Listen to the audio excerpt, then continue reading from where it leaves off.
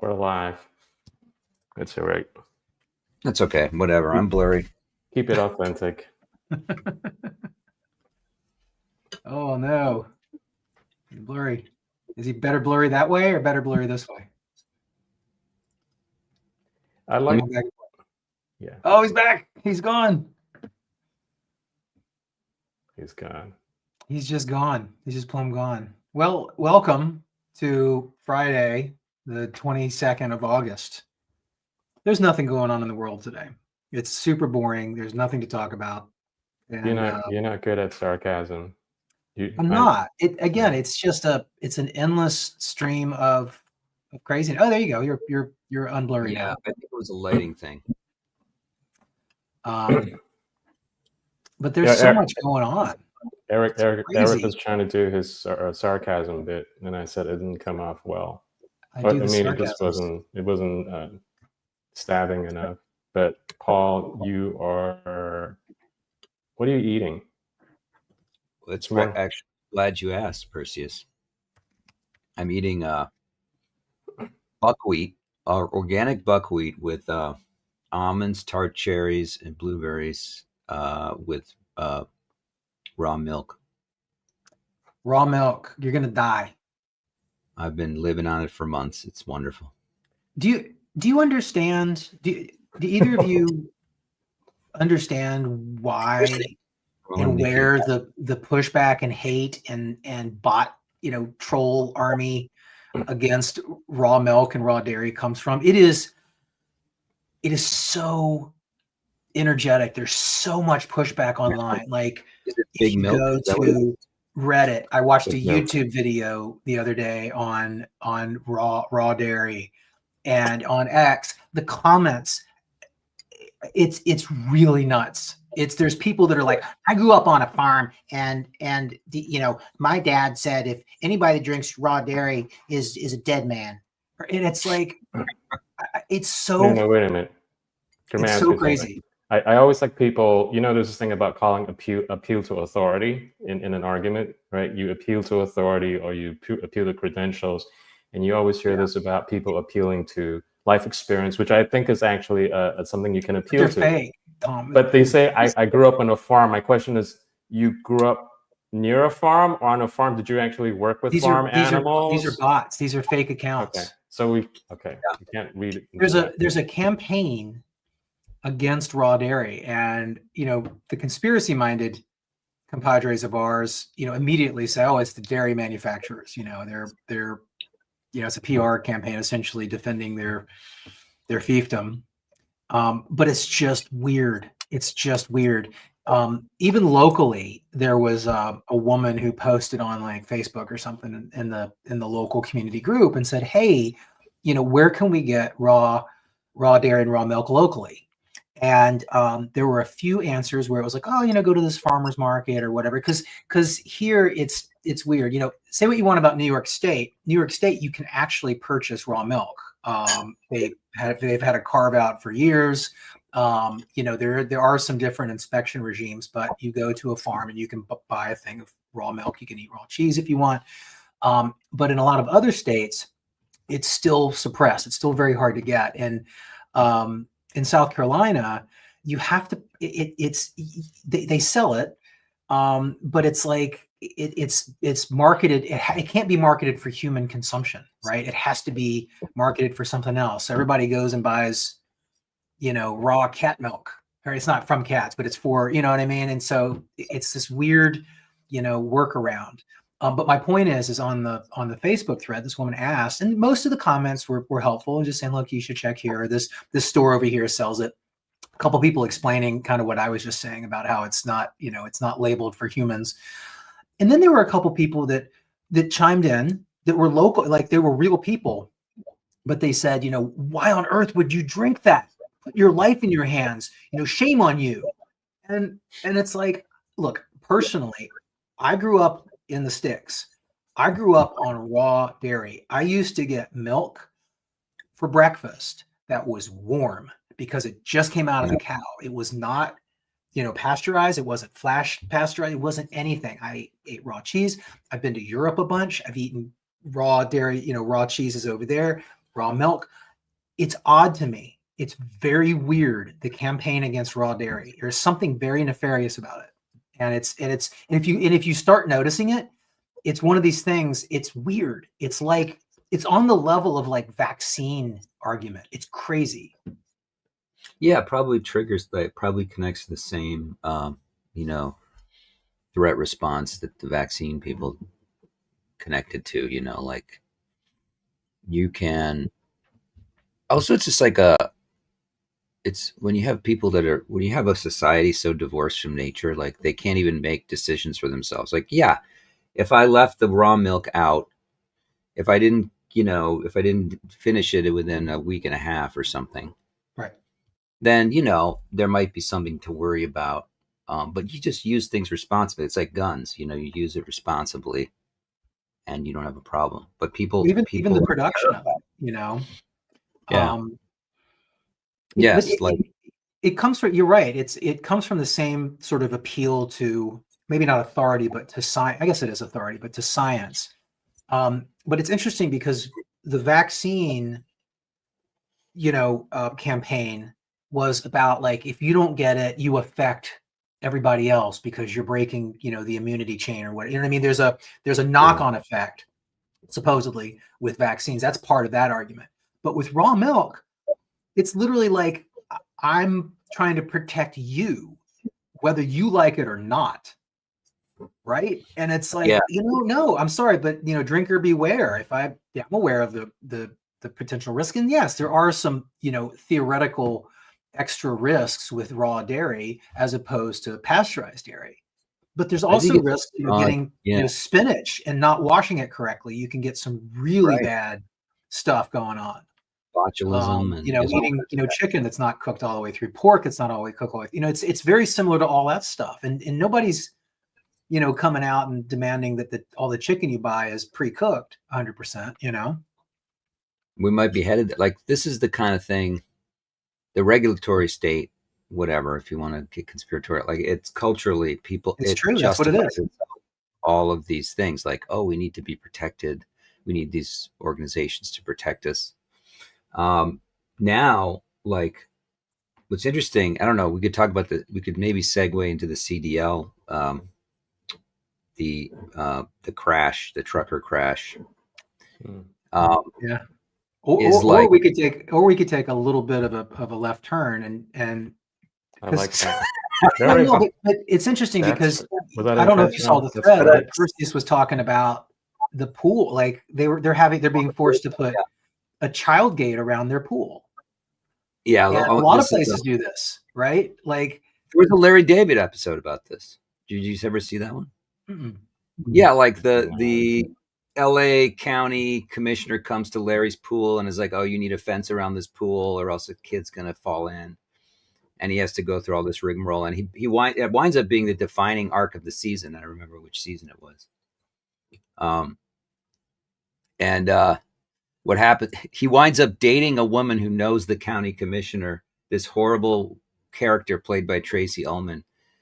I think just so he can get a waiver or get a variance so that he doesn't need the fence. And it winds up consuming the whole season. It's crazy. I first ran into this probably about 20 years ago. A friend of mine had bought like a weekend house in New Jersey.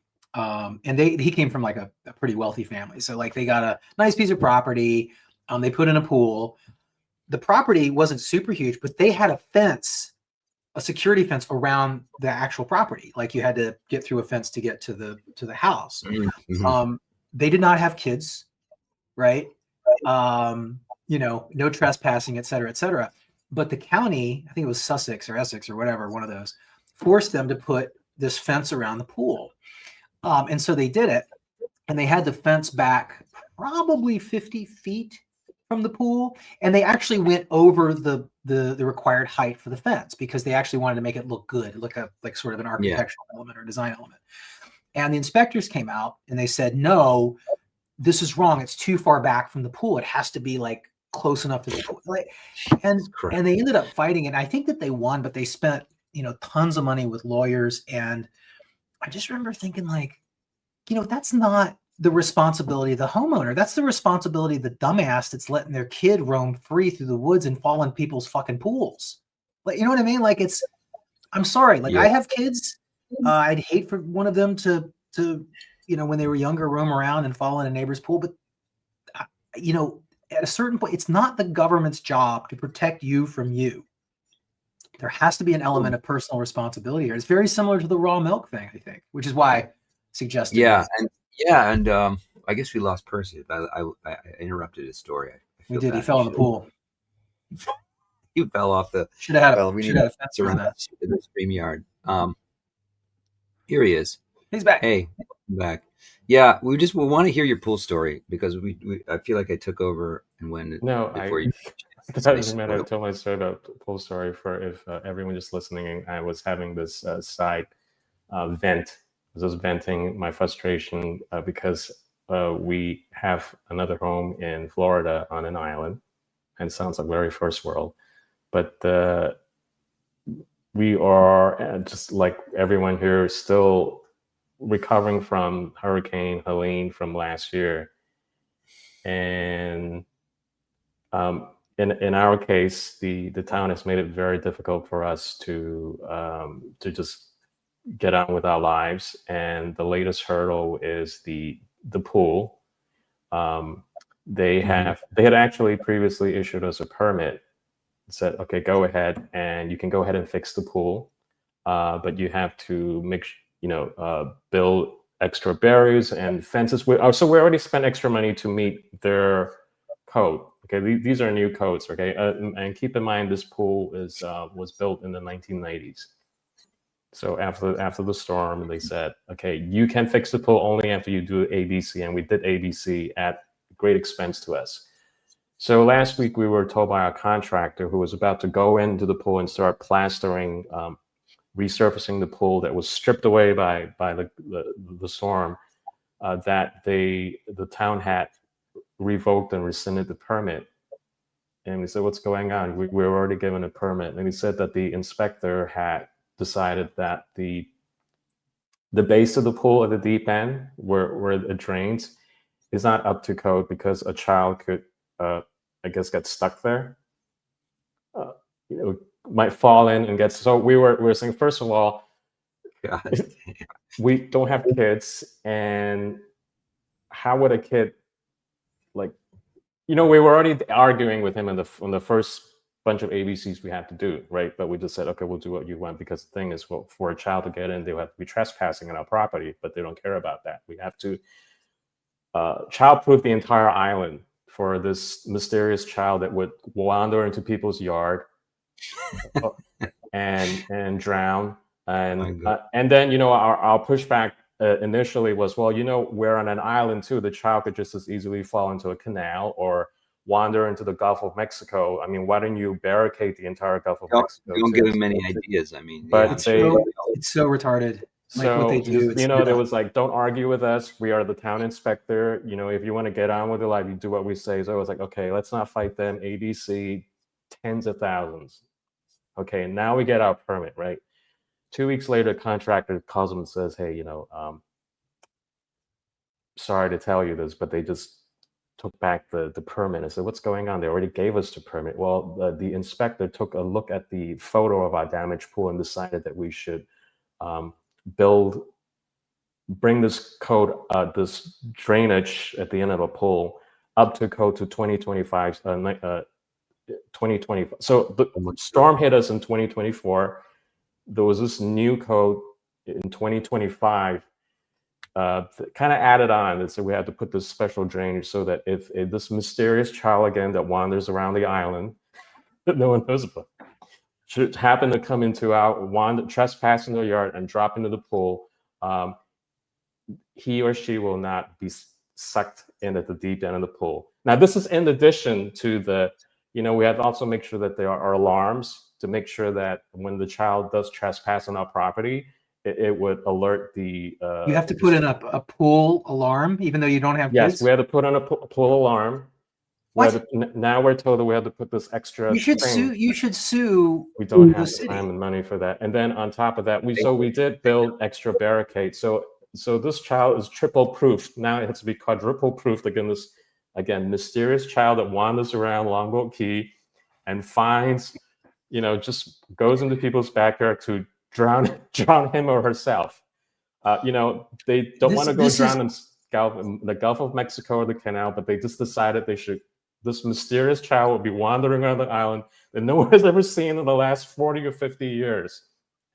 So, so where are we right now with the permit status is that we have the contractor figured out that there might be a workaround because they build these things that is just add-on. You just screw on at the base without getting too technical of the drainage at the deep end of the pool. It's just 4 screws.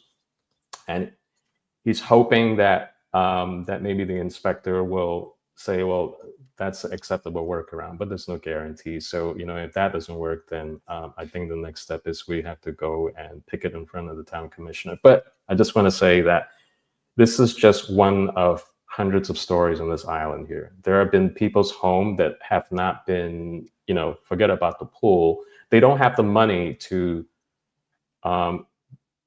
make repairs promptly. So there's a rule in the town where it says that if your house looks like it's decrepit or derelict, somehow that gives the town some type of eminent domain to come and demolish your house and potentially even seize your property.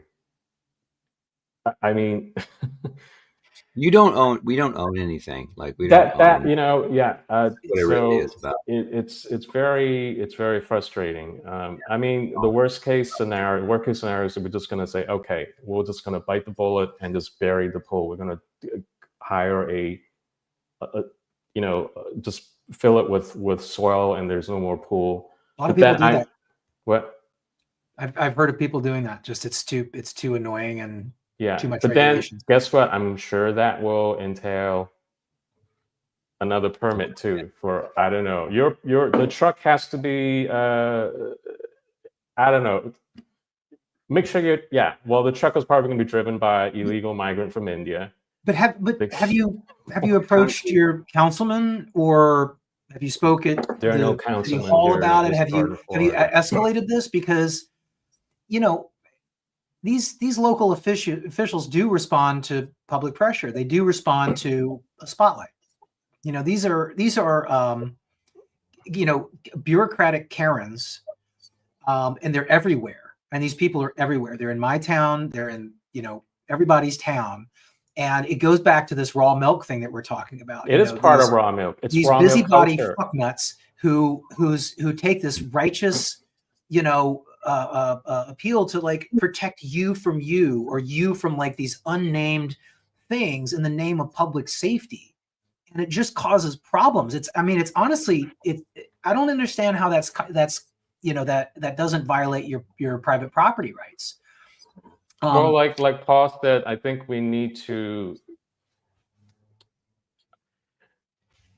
I don't know, come to terms with just realize that the notion of property rights is pretty sketchy in this country. And I've not to change subject, I've always wondered why the founding generation did not think of really encoding property rights clearly in the Bill of Rights.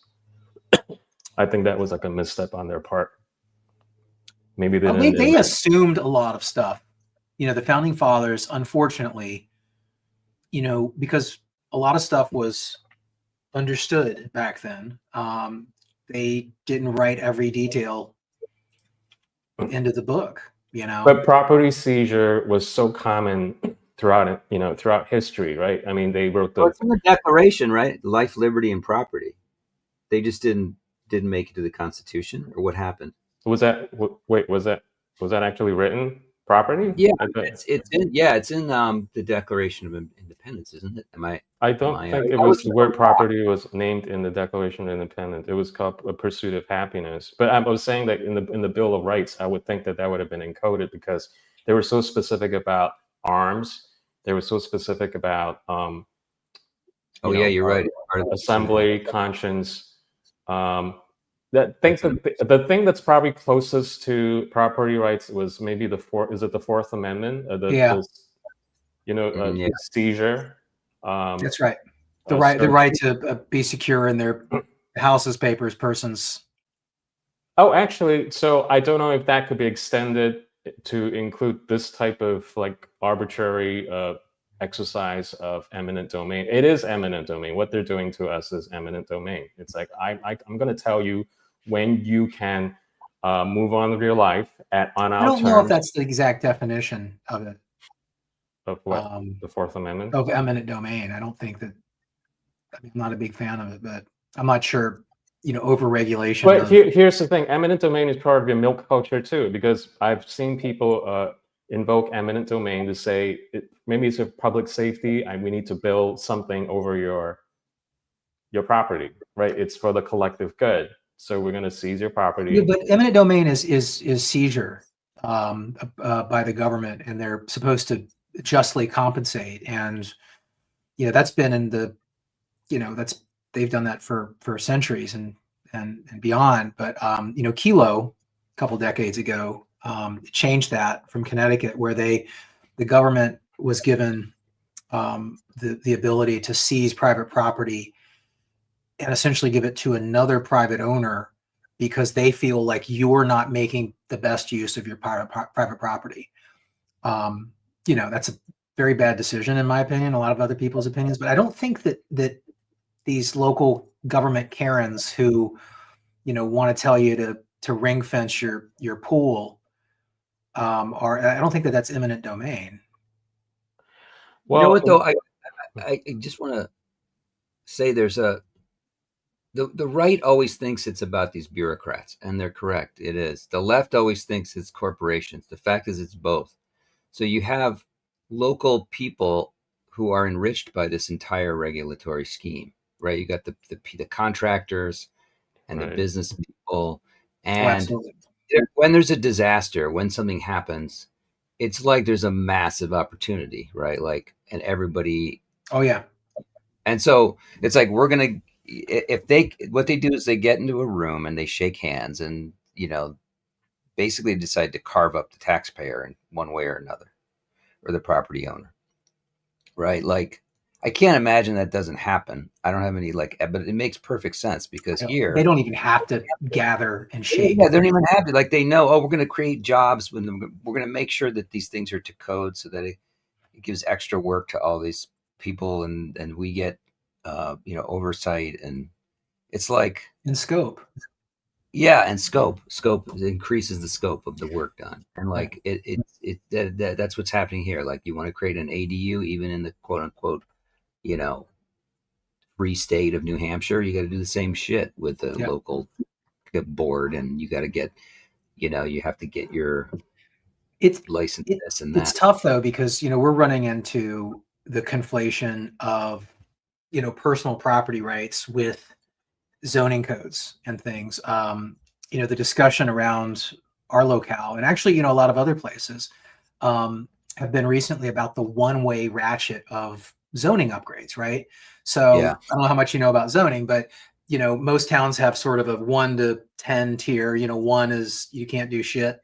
10 you can go full retard and build as high as you want and have a hog farm on top or whatever. The way most zoning works in most places is that it can be automatically upzoned, right? The city can go bing, this is no longer single family, this is multifamily or commercial or whatever. They can do that just magically, right?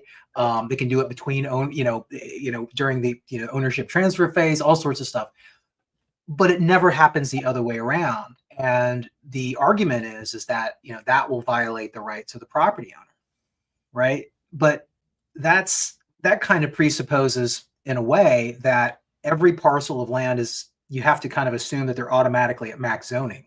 You know what I mean? Because if it can only go one direction, what's the point of even having it, right? Wait, I don't understand. What can you back up and explain? Because I missed something. Oh, like you said, you have zoning in New Hampshire, even though you guys are crazy. Yeah, plenty of zoning. Yeah. Some places are unincorporated, but they tend to be a lot more sparse than where I am.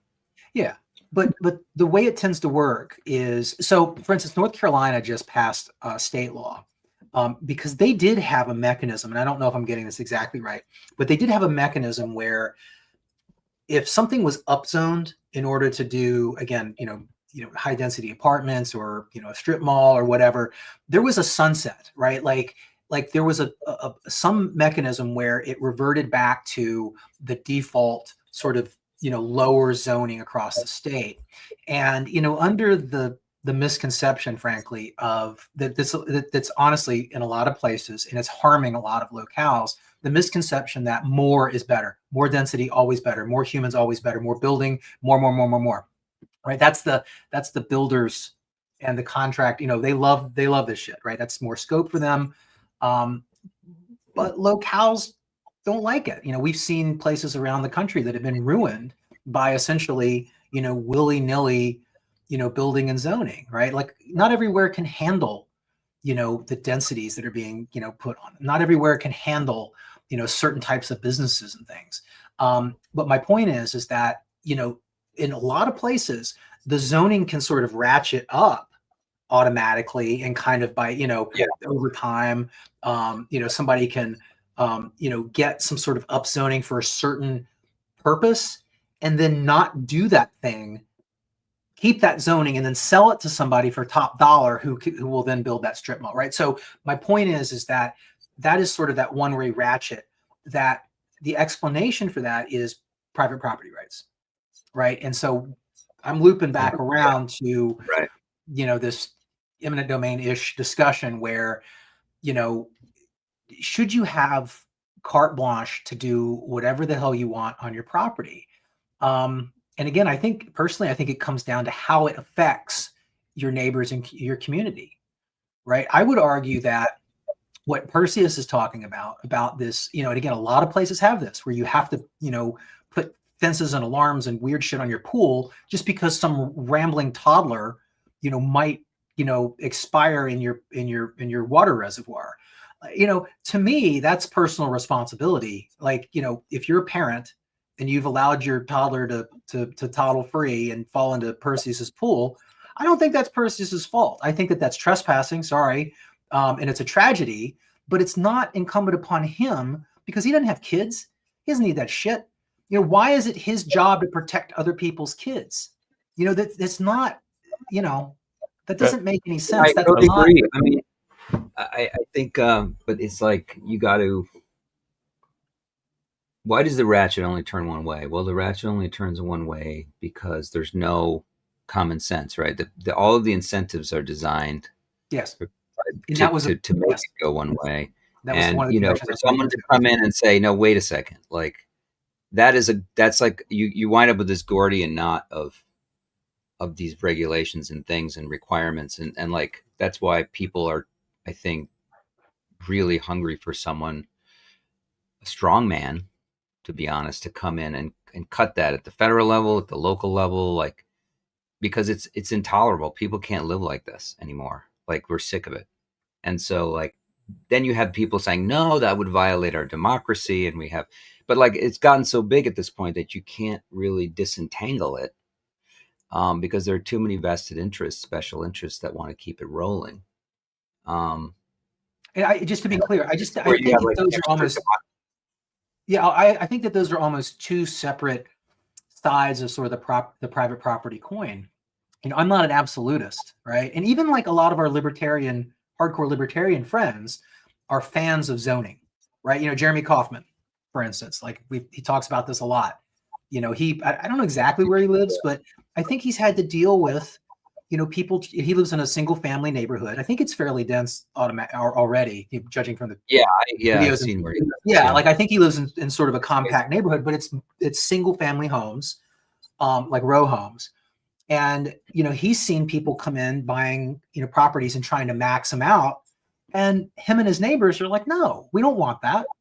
And it comes back to, there are private property rights, but there's also the rights and the sort of the POV of your community. And humans have always gathered in groups and communities with shared interests, right? Well, you need, I guess you need Solomon, right? You need someone wise to say these are the trade-offs. This is, we're going to reset it where, your neighbors do have a say in things, but like it's not egregious and it's not overbearing, and like there's a place where wisdom gets completely lost, and and people want to reset it to something that makes sense, right? And they want to do it, and at this point, you can't do that within the democratic process.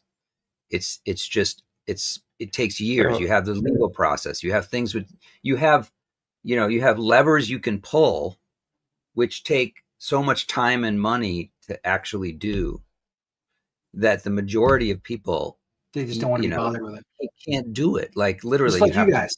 Yeah, you guys were just like, let's just pay the permit. Let's just put in the alarm. Let's just put in the fence. I mean, we're told over and again, this is a free country. You have rights. You have all of these things. We're the freest country in the world. Blah blah blah blah blah. Like, I can go to Vietnam. I can build a shop at Vietnam and pay off the regulator, $100, and just do whatever whatever makes sense within reason. And that's a freer country, essentially. So I want to ask you, it's a freer country for commerce, for your property. Now, don't say anything against the government. It's not a free speech zone. But if you're talking about like what actually impacts most people's lives, you do have these avenues in ostensibly authoritarian countries that you don't have here, because the corruption there is very small. The corruption here is very large. So like it's a problem. It's something that the United States, it's eating the United States from the inside. It's a permaculture, as Percy's put it. It's a problem. It really is. But again, just to be super clear, I think it's a different property rights question than most zoning things. Because I mean, Paul, you live in New Hampshire, but what if your neighbor started building a hog farm next to you? Right? What if the town declared it was like no zoneville, and all of a sudden on your left-hand side you had a 14-story, hobo crack circus, and on your right you had a hog farm, and everybody's like, well, private property rights, buddy. Sorry, whereas no, your neighbor, right? Like, to me, that's why to me it's a series of trade-offs, right? Like I'm not a absolutist in no zoning. I mean, but it's a question of somewhere between that crazy, what'd you call it? The crack, like the crack hobo crack circus. But like what I'm just trying to think of the worst possible neighbor to possibly have. And and then forcing Perseus to build three things somewhere in there. That's the key. There's a judicious mean. There's a golden mean in there. That's the key. The word force. The word force is the key, right? But, I'm going to push back a little, because I get that there are, you're making an argument that there is a case for permit culture, but like what Paul was saying, why is it that the dial is always turned to one side for exceptions that isn't really the norm? Do you know what I mean? Like in our case, who is this mysterious toddler again? Everyone's asking the question, who is this mysterious toddler that's wandering up and down Longboat Key? We haven't seen it. Versus, don't you want to be safe? We should better be safe than sorry. But this is also an extension of what happened in COVID. This is also what happens in drinking milk. It's like we have to dial up this whole permit culture, and it's for the appeal to community and appeal to authority and appeal to, I guess, throw in science in there for some exception. And it's never been the other way around. And everyone, it's like, okay, do I want to just fight the mafia or just pay the bribe? And I still think that you guys should have at least, written a letter to the local newspaper or spoke at the town hall or something. You got to speak up. You can't just, you can still just build the damn fence and put in the fucking alarm and, change the drainage hole size or whatever, but you got to speak up. You got to call these people out. You know what I mean? You gotta, because it sounds like a lot of your neighbors are having a lot of the same issues. Well, I want to talk a little bit about that too, because you're wondering, well, why don't we just like pitchfork the whole thing? Like go and pitchfork the. Because it's a pool and it's Florida, and you'd like to dip in your pool. So that's why you're not. I have to say, consensus is harder than people think. People always think it's either government, bureaucrats versus the people, but within the people, you're always going to get the very vocal detractors, which side with the town So what? bureaucrats, and they tend to be. I know I'm going to get in trouble for saying this. They tend to be of a certain profile. They're Old older women. white progressive women. Yes, transplant from the Northeast, usually, always the case. I don't know if that's a coincidence, that are, scolding us that we're not mindful of this mysterious child that's been wandering at Longboat Key for the last 6 years and no one has seen. Because apparently where she comes from, there is a mysterious toddler wandering up and down her neighborhood, drinking raw milk and shooting himself in the face with a gun. So this mysterious child is everywhere, and dying of COVID. Right. So that's right. Even if you don't have kids, you gotta, store your guns a certain way or whatever. I think it's a way for old people to control their fear of death. If they think that that's very insightful, Paul. Do you think they're projecting? They're projecting. Yeah. We're going to save this mysterious child by, regulating our neighbors. It's a safetyism that you can do in the external world if you can't do it for yourself. Can I just armchair psychology? So it doesn't make it. Yeah, I like that. So there isn't just a mysterious child wandering up in this island too. Guess what? There's also a mysterious poor person who doesn't have access to a park and books. So and there's also a mysterious trans person who doesn't have access to your bathroom. Last year they raised our property tax to have to build this library and a park for said mysterious poor person that might be in the neighborhood and need a place to hang out. So people just went along with it. Okay, oh well, we could spare a few. I guess it's okay. It's the right thing to do. It's a community spirit, but it's sitting empty and the books are collecting dust and the park, only the women the people who wanted this to do this thing to happen, they are the main use, they use the park more than everyone else, and that's where they bring their dogs. They're service animals, by the way, which are not service animals. They're emotional support animals. They're emotional. Yeah, that's a park for their emotional support animals to take a dump. But it was built, this park, for this mysterious poor person that would come and visit the island, along with the mysterious toddler who was. They're doing that everywhere, Perseus. The government's tendency is to expand and spend, and you have even conservative-ish people who become local politicians or administrators. They're given this piggy bank pinata of public money, and they all seem to latch on to this very antiquated notion of marks in their bedpost in terms of building libraries, doing a new upgrading this park or whatever. They have this little trophy case of things that I did for the community. And this shit costs money. It costs tax dollars. They have to raise property taxes.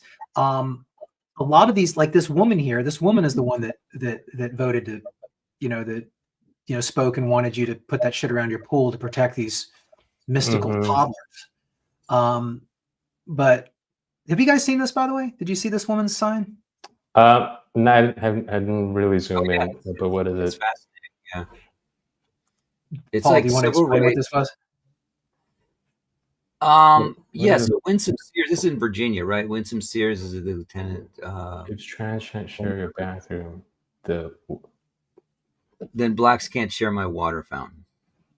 Okay, so I thought this was really interesting because I couldn't really put my finger on what is so disturbing about this, but it's like if you have these people that are LARPing as civil rights, reenactors, running the whole script around extending rights to all and all that stuff. If they once they start to get embittered, they want to remove those rights for they're going to play this game where it's like psychologically I can't. I'm against if you're a black person, if you're one of the minorities that we helped in our great civil rights largesse to rise to the top in the power hierarchy. And now you want to, you don't want to extend that to the other people that we think should be, well, we're going to take those away from you. We're going to attack you by removing the rights that we think that we secured for you, out of resentment that you're not extending the rights to all the other, wacko groups that we are piling on to the civil rights bandwagon.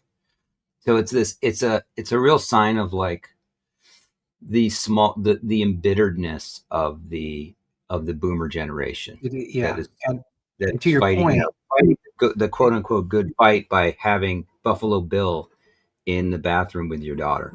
That's right. So and the glory days, real quick, the glory days of the civil rights movement, it is, I mean, that's such a driver, right? Like a lot of these people, including this woman, grew up in the 60s when this was this magical, thing that they were a part of. And they really feel like this was the best time of their life, right? It probably was, they were, young adults and they were doing drugs and fucking everybody and protesting. And they essentially ended the Vietnam War. And like everything from, COVID to this to, things over the last decade for sure that they are invested in. All these protests, all these, they sing these fucking songs, with their guitars, these like they're so desperately trying to resurrect the 60s. Is so cringy and so awful. So what do you think is the likelihood that that person there actually knows a trans person and a black person? Because I think it's unlikely. Because what do you think is a chance that they actually know a person that's trans and black? I would say there. Yeah, I don't think there's. I can't imagine that if you actually interact with those groups that you would actually write a sign that tone deaf and clueless. Like, well, have you guys seen the reaction to it? So I'm going to play a quick video.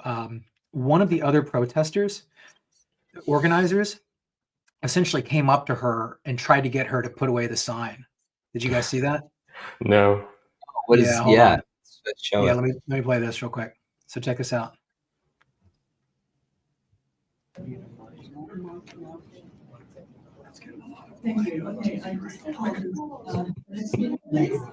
love how he's whispering. I love that. That's getting a lot of play on TV right now. I love that.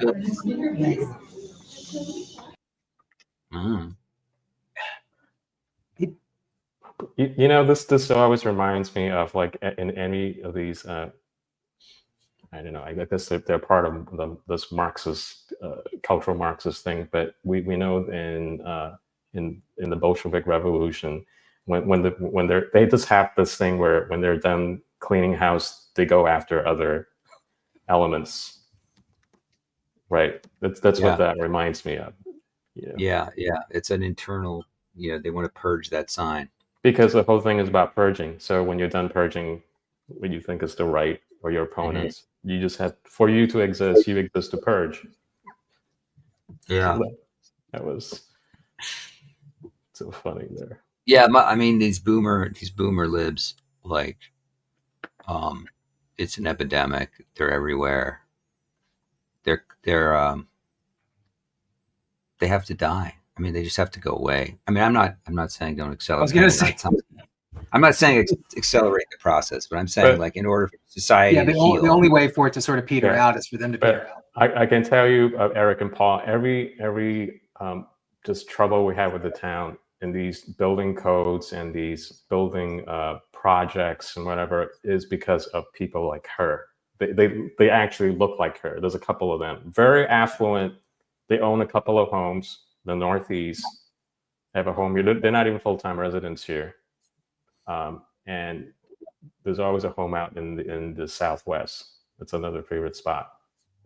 Good and they get to decide. They get to decide everything, how everything is built. So your question is, why don't we maybe rally the people? The question is, no, I didn't say rally, Perseus. I said literally just speak up. Right. I think that this is where, I mean, no offense, this is not personal, but I think this is where there's a deficit, right? The people that you described, have a lot of free time on their hands, right? They don't even have to be like uber wealthy, but just the way society is run for the past 40, 50 years, the boomer generation right now, they own their homes. They often own more than one home, even like on just middle class / upper middle class income, right? They were able to take advantage of the super low interest rates when they came around, like all sorts of stuff. They had pensions. Nobody has pensions anymore. Like things have changed. They were very blessed in a lot of ways, the boomers. And so what's happening is they are now in a lot of these locales, and they have a lot of free time, and they're very, very emotional.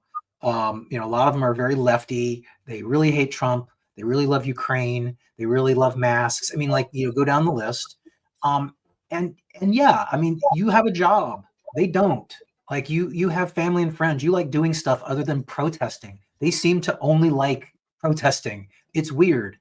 But the thing I'm saying, well, real quick, the only thing I'm saying is that you don't I don't think anybody's expecting, the normies, the conservatives or Republicans or even the normies to push back at the same level. Cause again, it's kind of impossible. Again, that's their free time. That's their hobby. Their hobby is fucking protesting.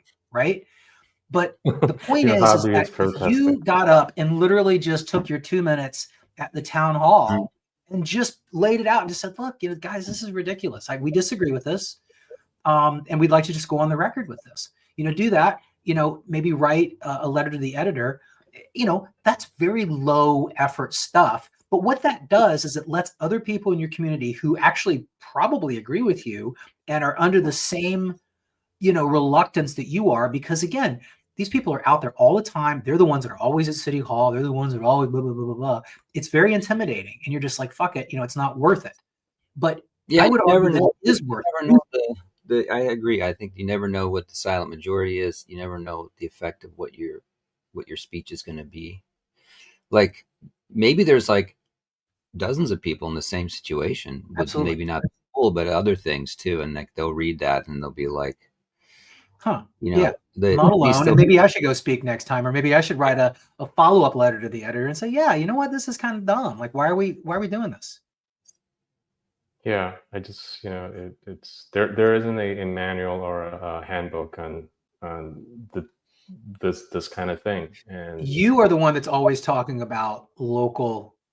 I know. Stuff. You need it's to hard put your money where your I know. Now there's the cost is that it puts a target on you. Now it's a public target. So the regulatory apparatus may be like, oh, we need to make an example of this guy. It sounds like they've already thrown all the regs at him. He's got you never know what they've got. He's got a robot sentry. Yeah. And just imagine what it's like to be issued a permit and then to be taken arbitrarily, and it's like, I need you to put. But again, can they do that? Can they retroactively pull a permit? It sounds like you guys are grandfathered in, and they're trying to say you're not. They do. We're going to use the word grandfathered in because we're not going to spend another $10K. I don't know where you think money grows on trees these days to build a special drainage so that your mysterious child that's been wandering up and down Longboat Key for the last 60 years. Apparently, this toddler doesn't age too. It's like a Peter Pan, perpetual toddler, mysterious. He'll be with us for centuries, wandering up and down. How many toddlers are there? You could even do what is the demographic? There are no toddler population of toddlers here because this is mostly where retirees come and get their second vacation. There are no toddlers here. Where are the? But that's not because the woman that you just featured, the one that was holding the sign, she may have had a grandkid, if that's possible, or she knows someone. She knows she does a mysterious toddler in her neighborhood, or she imagined that she was that mysterious toddler. So, or you can't. There's no way you can fact check her lived experience, unlived theory. Another thing though is I think that it's interesting, right? There's the local government, issuing these regs, right?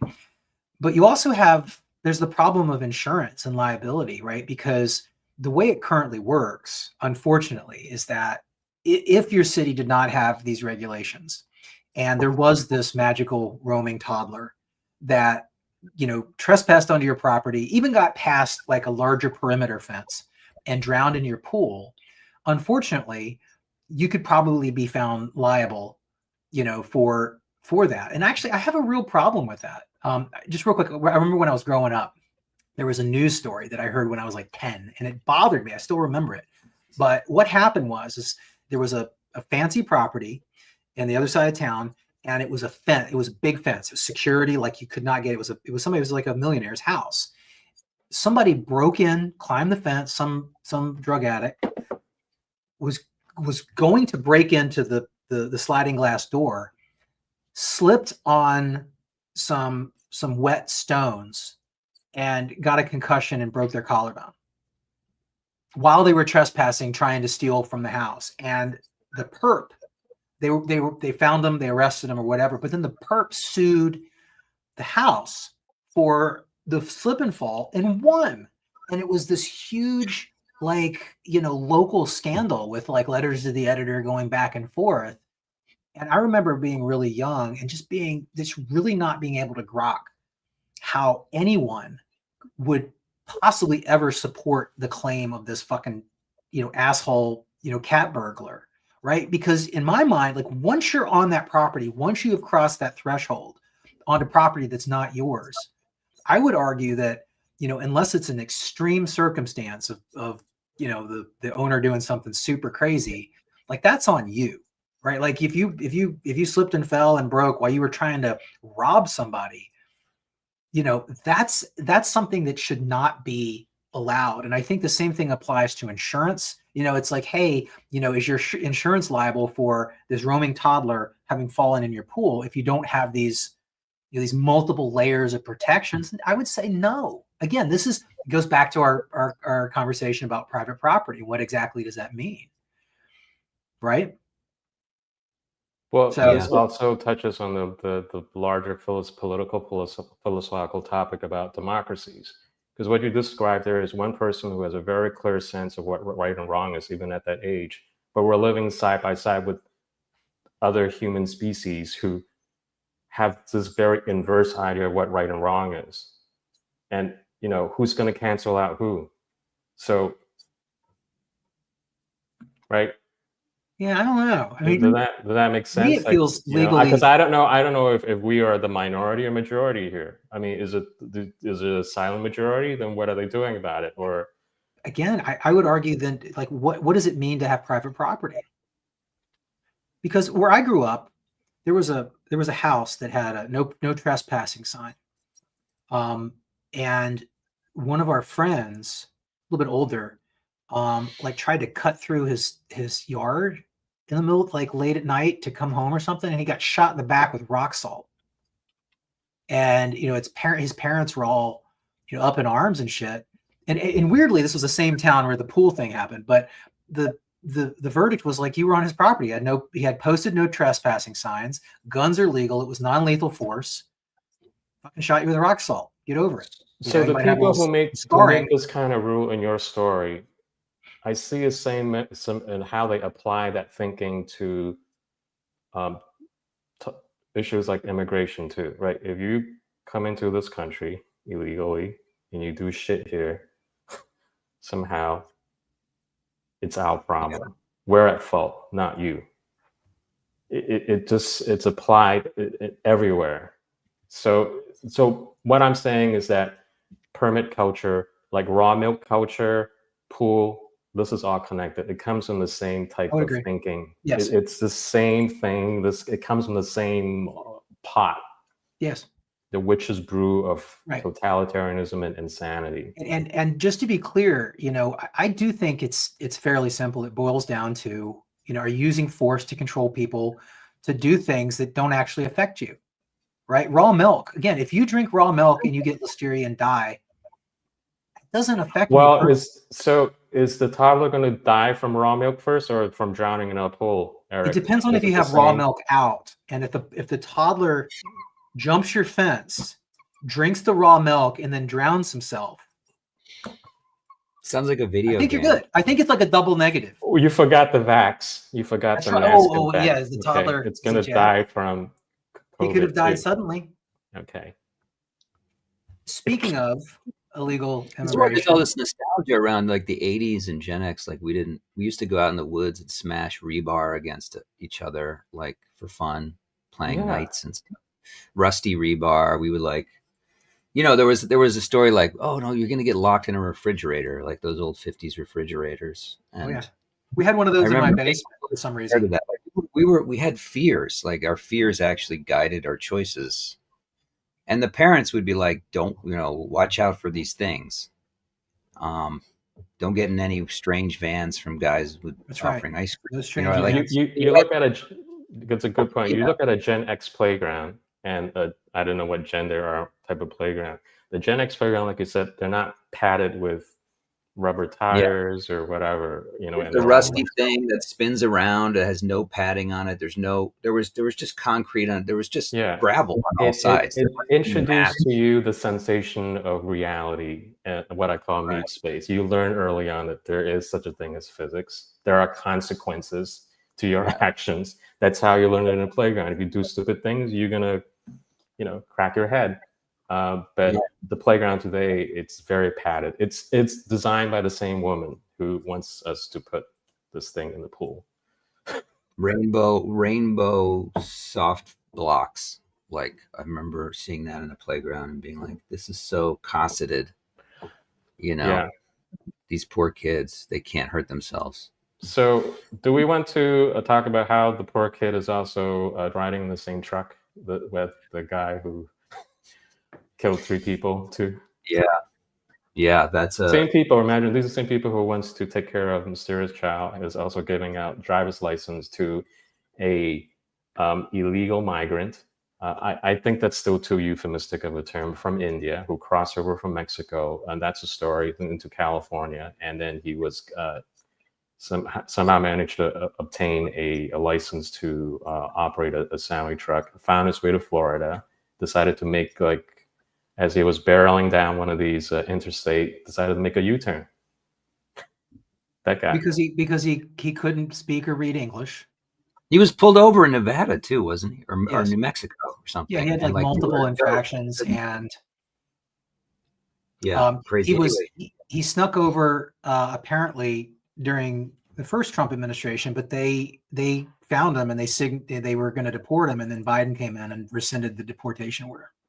And then California and Washington gave him not only, ID and a driver's license, but gave him a commercial truck license, which allows him to drive in most states. So that was the thing. Like the commercial driver's license, they have these schools that are, I think they're like $10K, $12K a year for the program. And there's 60 days, 90 days. And then you have to have 120 hours of training. But there's this federal, there's this federal program. Yes. Called the WIOA, the Workforce Innovation and Opportunity Act, where you can receive a government grant to attend these courses. If you meet the criterion for, being, in need. I don't know if this guy took money from this program. Maybe he didn't even need to, because there's employer reimbursement plans too, where like you get a job and then they pay for it and then you're on the roads. Or whether there's state and local retraining funds. There's stuff for military veterans, which is fine. But there's all this other there's all these other programs that are enabling. And I'm sure legal status is not, they have all this money, they need to spend it, right? So it's like they're not actually looking to deny you the funds, are they? I mean, I don't know. Seems like once you get a budget, you can spend it. I don't know about that, those programs, but going back to our general topic about how there is this very inconsistent application of the idea of safety. Here's an example. Again, these are the same type of mentality that tell us that we have to bring everything up to their code, but when it comes to something like that, it doesn't apply. So we're being punked seriously as a civilization, and we're allowing ourselves to be punked. And Eric is right. If he's telling me that I really should just stop paying bribes to the local mafia, I think people should also do the same in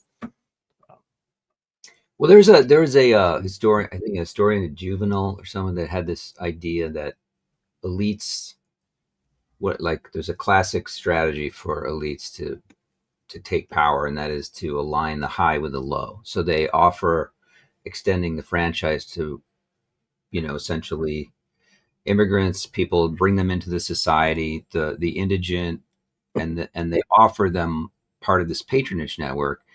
And because their real threat to elites is the middle class, because the middle class actually has an authentic um, foundation for Something for, at op- stake. for opposing them, right? So if they can extract wealth from the middle class, and extract resources and then give it to the poor, they win the support of the poor, and it's the high and the low against the middle.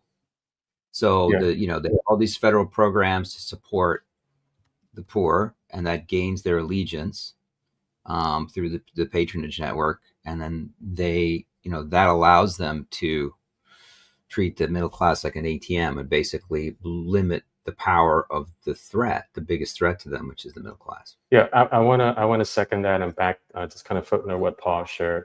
So it's a bit of a trivia. People don't know this, but the guy who came up with democracy a long time ago in ancient Greece, the story is I don't know his name, but he was back then before Greece, ancient Greece was a democracy. It had this quasi, almost like a not quite Republican, but it was mostly the elites of the aristocracy that were in the legislative assembly there, and they found that they couldn't get anything passed because they were in perpetual gridlock, right, among the aristocracy. So one of them, I think his name was it Solon, I'm not sure. He came up with this idea to break gridlock. He would extend the voting franchise to the poor in ancient Greece, and that allowed his faction to win in almost every legislative agenda because now he had the backing of the quote unquote people, and that was the real story of democracy. And it's still very much They're going to lower the voting age to 16 in the in the UK. UK. Yeah, I mean, all you need is you don't.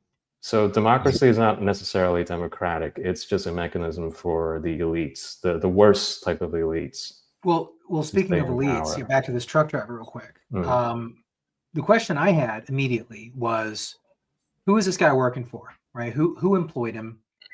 Going back to our famous toddler who's drinking raw milk and falling into fucking pools. This idea of sort of civic / personal responsibility being foisted on you by government entities, right, where it shouldn't be on you. Ironically, in situations like this, there is no responsibility, right, from the administration, from the bureaucrats who approved this asshole's license, right, to the bureaucrats who ignored his deportation order, to the company in California who hired this guy and put him out on the road. And and I'm not super conspiracy about this, but I do find it odd that with all the outrage that we saw about this trucker, and again, a lot of politicians and leaders that I tend to subscribe to were tweeting about this and up in arms about this. There wasn't a whole lot of focus on the company here, and I just don't. I kind of don't quite understand how that happens. Because right. Go ahead, Paul. What do you think?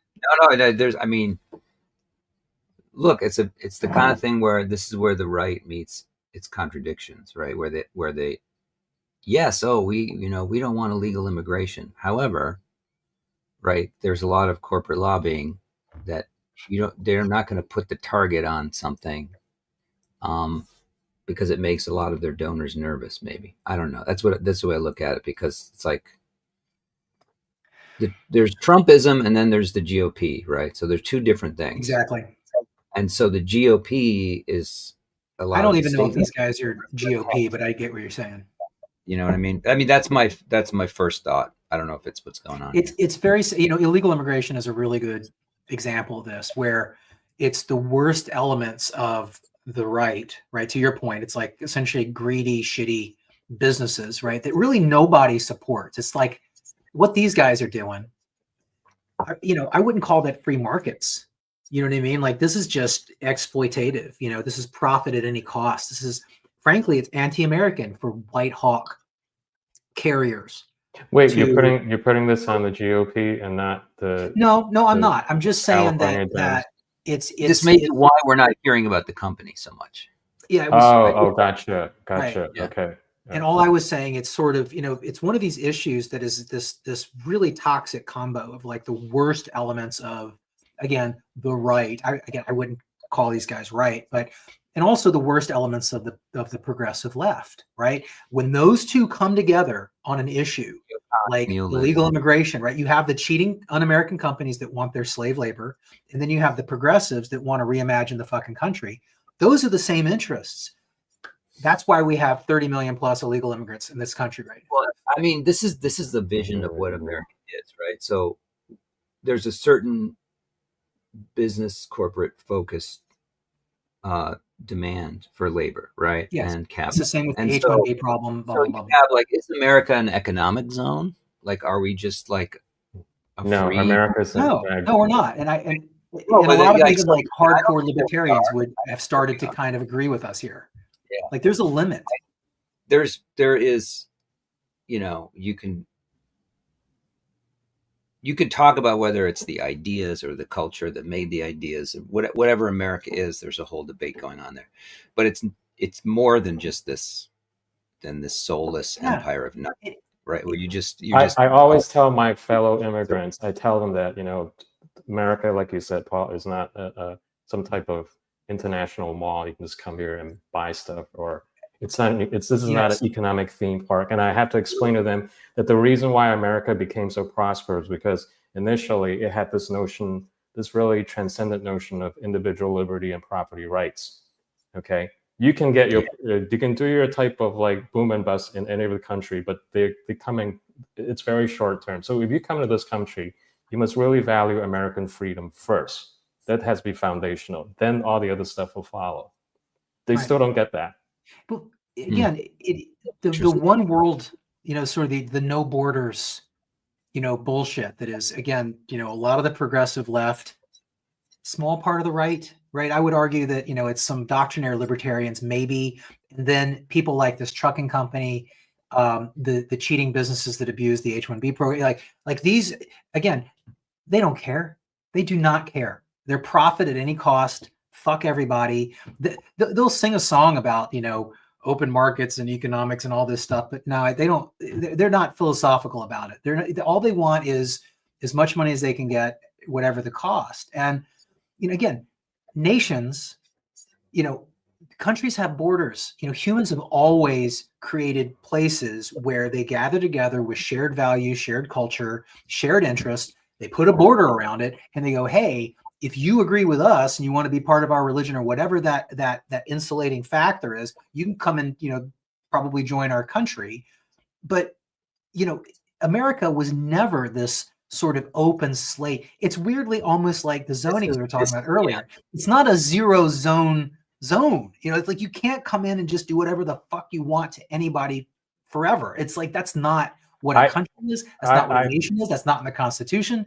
Like you're in the wrong place if you think that that's what this is, because it's not.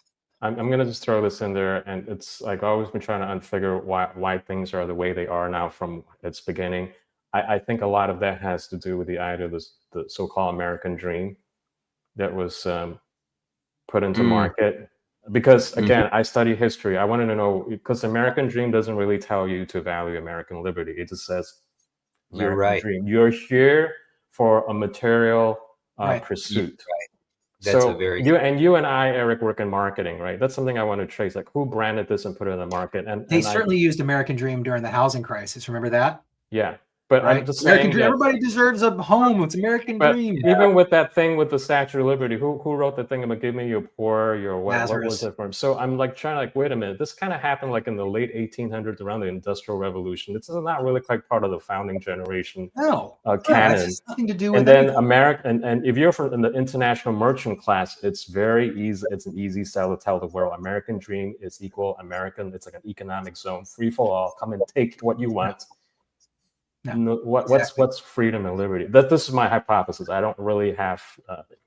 This is my guess, my hunch. Well, even told to not just to the international community, but even to its own citizens, the American dream, right? Like the American dream is American dream with the emphasis on the material dream, not the American part. Like, yeah, right. What's the dream part? What's the American part? Where does those habits of belief and practice that makes America America?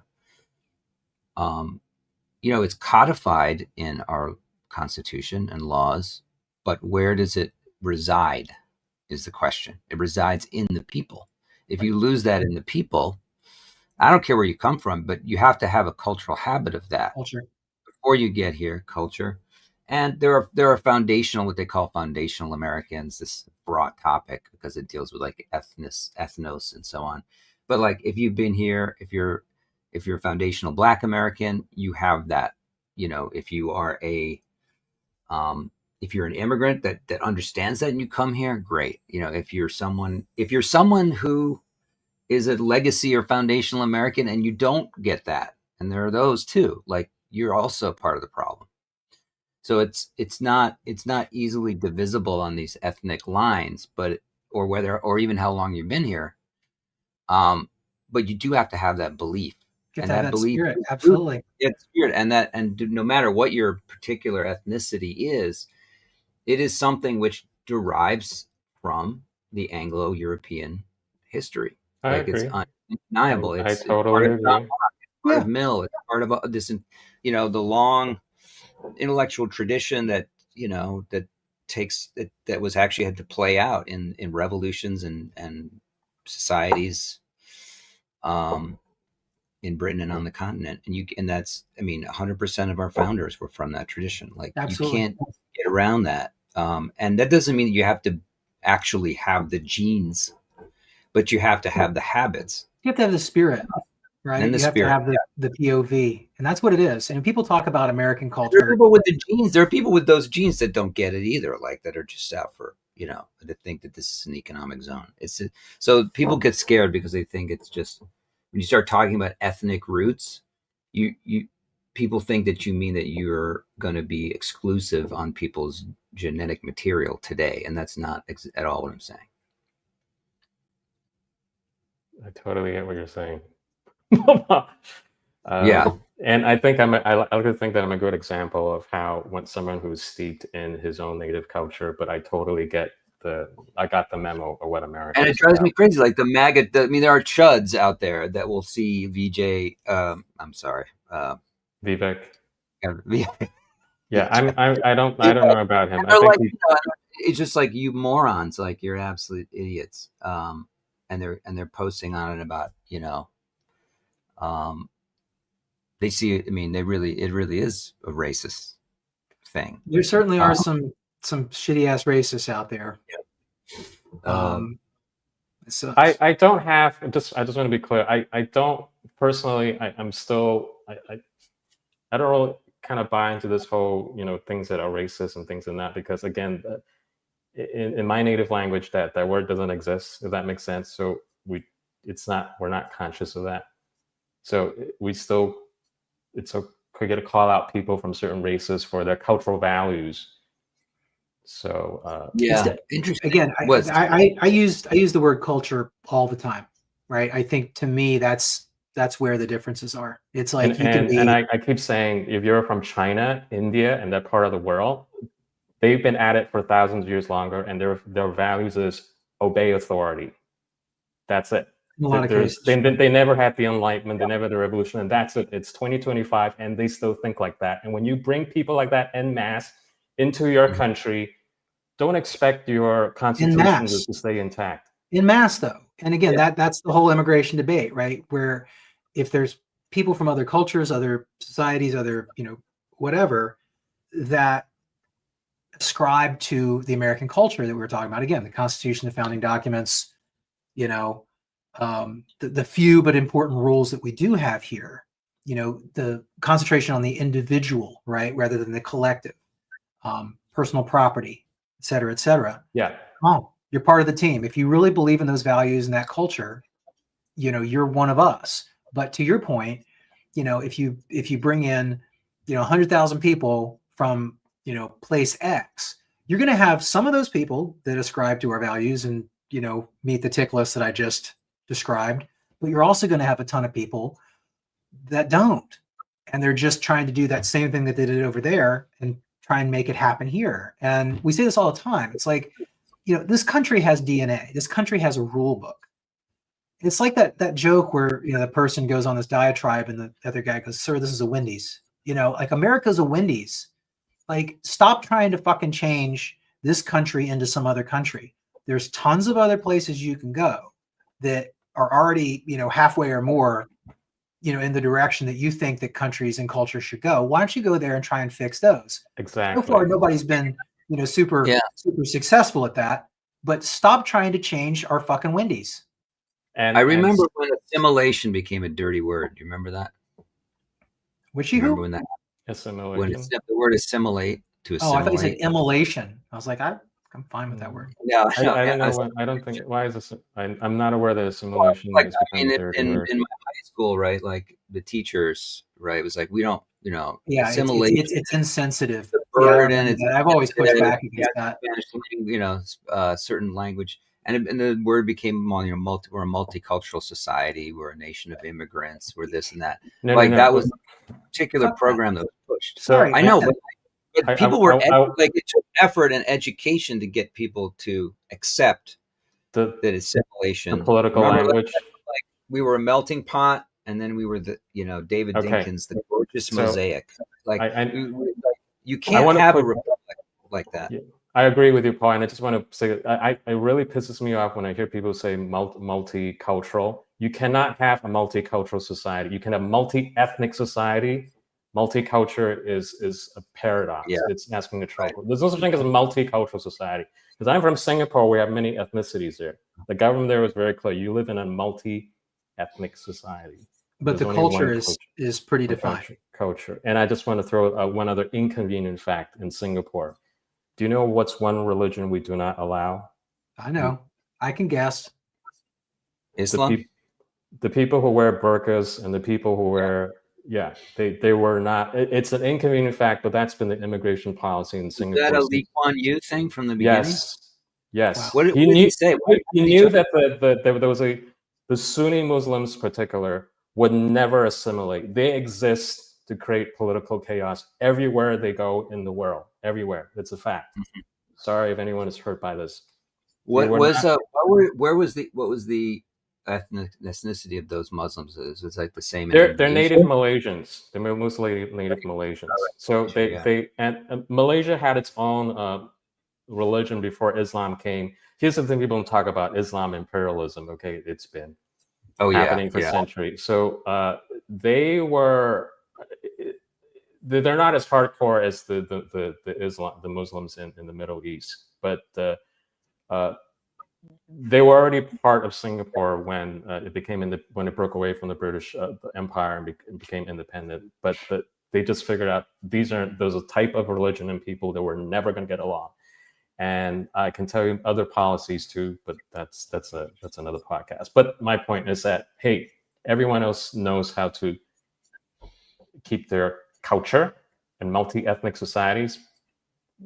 We shouldn't be punked with these word games by the same lady who, right? Like I was raised, first of all, I had pretty decent parents, but I would never, ever think of moving to, I don't know, France and going there and then protesting and trying to insist that France change their culture, or sort of, kowtow to me in some way. I wouldn't go to Japan and demand that everybody speak English, or have some sort of disdain for their culture. Like it's really bonkers to me that people would do that. And I think it goes back to what Paul was hitting on earlier. Like there's the American dream, the American thing. Some people are badly misinformed about what that means. They think it's like some sort of weird blank slate. They can come and and again, it's not anti anything. It's literally just, we have a thing. We've had a thing. We have a rule book.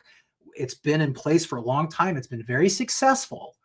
And it's not too much to ask that if you do come here as a guest, or come here to want to permanently join the team, that you have to kind of wear some of the team colors. Like we have a team dance at the beginning. We have a team mascot. We have traditions.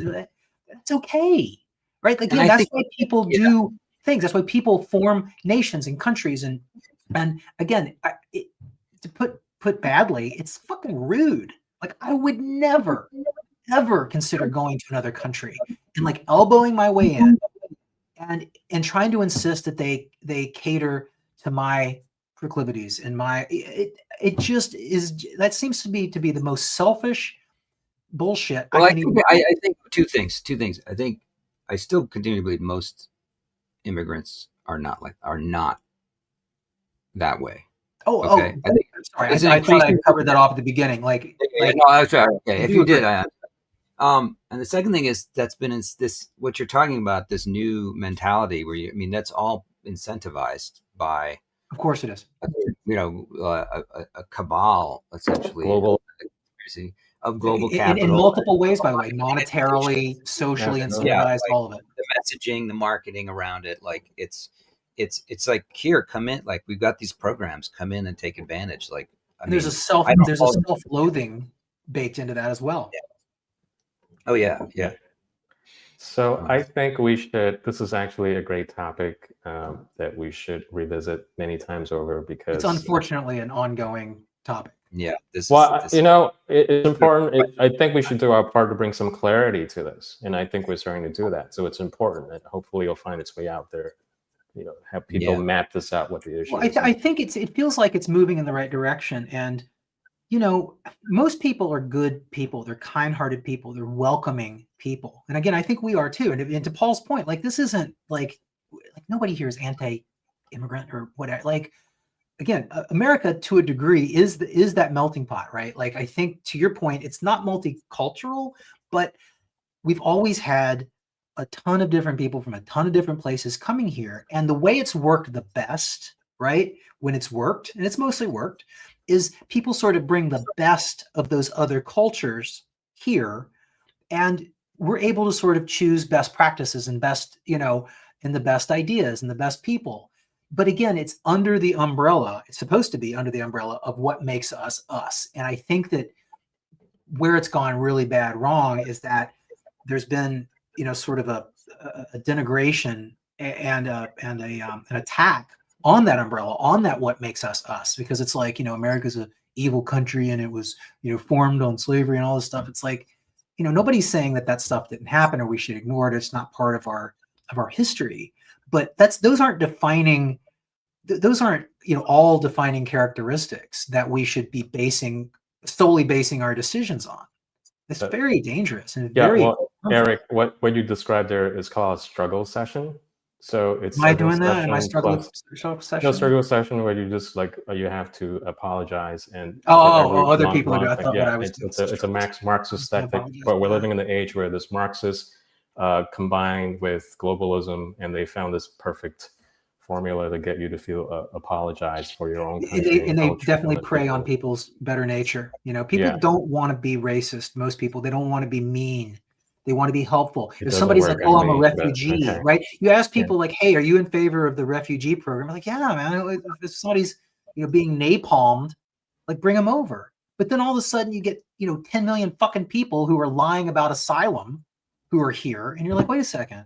Thought we were supposed to only be bringing in the napalmed people."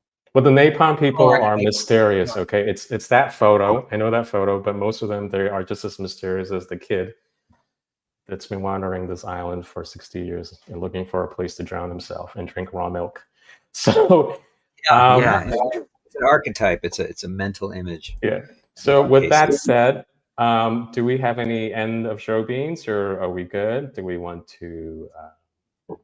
I gotta go. I Okay. think Well, I really enjoyed today. I think we took some, as they say, deep dive, pun intended, to some topics.